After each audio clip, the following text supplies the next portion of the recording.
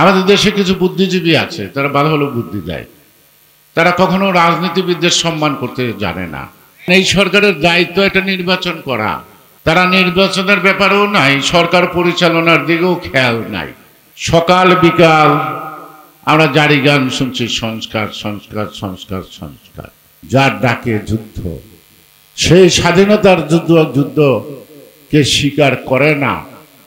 এই যে কয়েকদিন আগে ছাত্ররা একটা ডিক্লারেশন দিল, আমি পড়ছি, এটার মধ্যে যুদ্ধ লেখা নাই, মুক্তিযুদ্ধ না।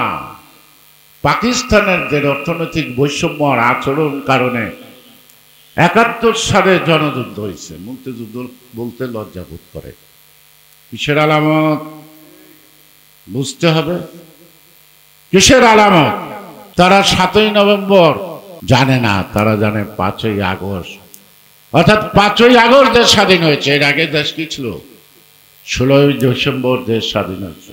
হয়তো সন্তানটা যেমন ভূমিষ্ঠ হওয়ার কথা তেমন হয় নাই। সেই সন্তানকে সুস্থ সবল করার দায়িত্ব মা বাবার। ১৬ই ডিসেম্বরে যেই দেশ স্বাধীন হয়েছে, সেই আকাঙ্ক্ষিত লক্ষ্যে যদি পৌঁছতে না পারে, সেটাই দেশের এই জনগণের এই যাই রাজনীতিবিদদের ব্যর্থতা। আজকে নিত্য প্রয়োজনীয় দাম লাগামহীন, কিন্তু যেখানে পণ্যটা উৎপাদন হয় সেখানে কিন্তু কৃষক তার আসল টাকাও পায় না।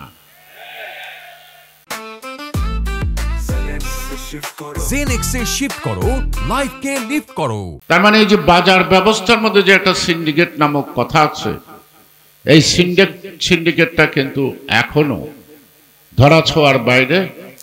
এর বিরুদ্ধে সরকার কোনো পদক্ষেপ নিয়েছে অথবা জিনিসপত্র দাম কমানোর কোনো উদ্যোগ নিয়েছে, সেটা আমরা তো দেখি না। আপনারা দেখেন কিনা আপনারা বলেন। আপনারা দেখতে পান না।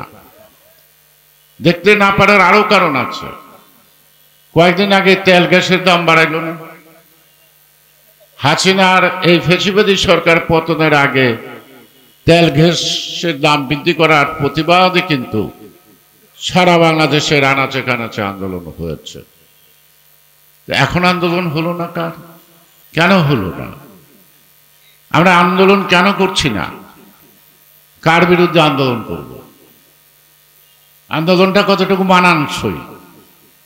কারণ এই সরকারের দায়িত্ব এটা নির্বাচন করা, তারা নির্বাচনের ব্যাপারেও নাই, সরকার পরিচালনার দিকেও খেয়াল নাই। সকাল বিকাল আমরা জারি গান শুনছি, সংস্কার সংস্কার সংস্কার সংস্কার। আমাদের দেশে কিছু বুদ্ধিজীবী আছে, তারা ভালো ভালো বুদ্ধি দেয়। তারা কখনো রাজনীতিবিদদের সম্মান করতে জানে না। তারা বুদ্ধি দিবে, তাদের জন্য কয়েকটা কমিশন গঠন করা হয়েছে।